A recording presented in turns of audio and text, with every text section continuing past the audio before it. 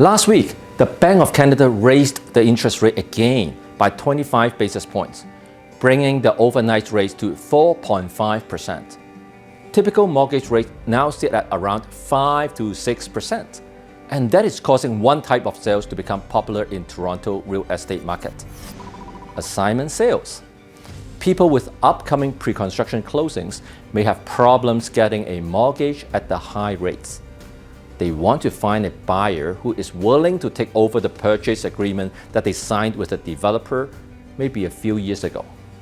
So they want to assign the unit to a new buyer. If you don't know how an assignment sales work, you can watch the video at the link below.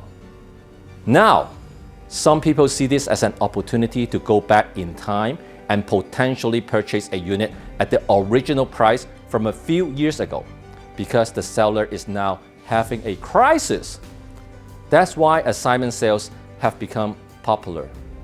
Before you get too excited about striking some deals, make sure you are aware of these 3 assignment traps.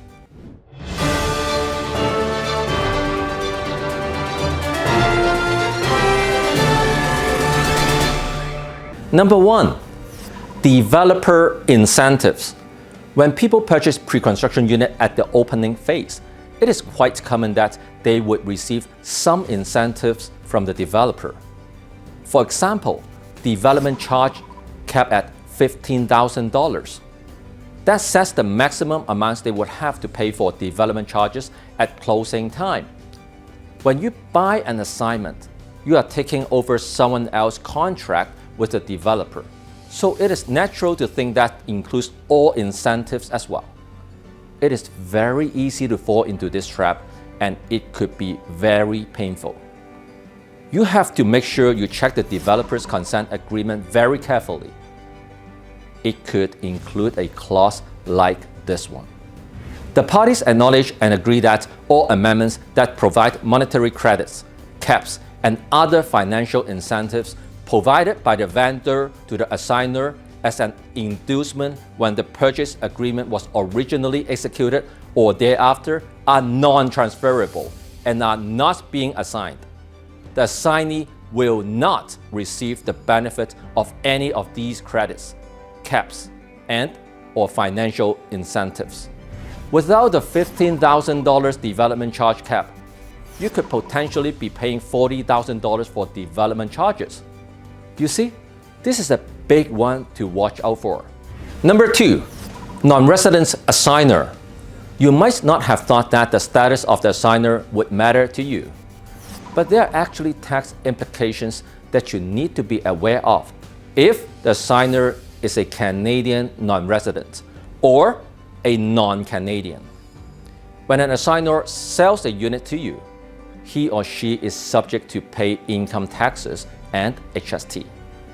A Canadian non-resident may not be filing annual tax returns, and a non-Canadian is probably not filing anything at all.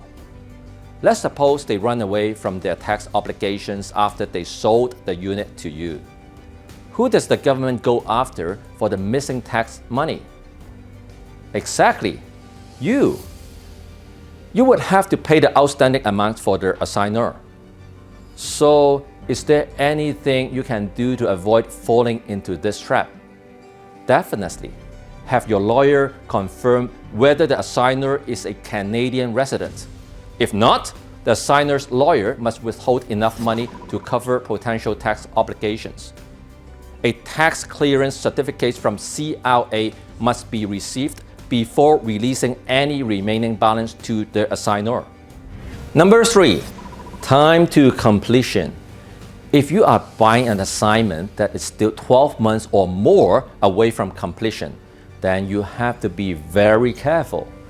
There are actually 2 potential traps that you could fall into because of this timing gap. Number 1, with the current high interest rate, inexperienced or non-reputable developers could run into financial problems as well. They might have no choice but to cancel the project even though it is already under construction. You will still get back your deposit in a few months' time. But who would want to buy an assignment just to see it cancelled? So you have to make sure you choose a reputable developer even if you are just buying an assignment. The second trap comes from greedy sellers. They want to assign the unit to you now because they are afraid of the high mortgage rates. But the Bank of Canada has already signaled a pause on rate hikes. Let's suppose in 12 months' time, rate starts to come down and the real estate market becomes very attractive again. The sellers might not want to sell the unit to you anymore. They would rather keep it for themselves. They could use failure to get the developer's consent to the assignment as an excuse to get out of the deal. And it would be very difficult to prove it otherwise because developers typically don't give consent until they are just a couple months away from completion.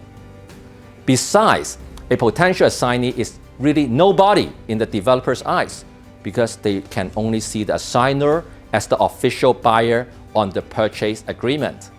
So be extra careful if you are buying an assignment more than 12 months away from completion.